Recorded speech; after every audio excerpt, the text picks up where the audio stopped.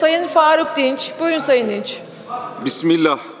Dijital terör çocuklarımızı ellerimizden alıyor. 19 yaşındaki bir cani 2 kız çocuğunu vahşice katletmeden önce sosyal medyadan bu cinayeti işleyeceğini ilan ediyor.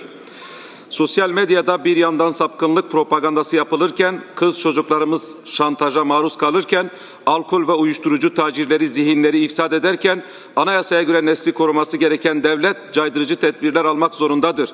Manevi değerlerle bilim bir kuşun iki kanadı gibidir. Maneviyattan koparılan nesil tek kanatlı kalınca dijital terörizmin kucağına düşmektedir. Suçu önleyici tedbirleri konuşacağımıza her seferinde cinayetlerin sonuçlarını konuşuyoruz. İletişim aracı olması gereken sosyal medya, sapkınların, satanistlerin cirit attığı bir zehir üretim merkezine dönüşmüştür. Gençleri terörize eden sapkın fikirler ve sanal oyunlar ellerinde silah ve bomba olan teröristler kadar en az tehlikelidir.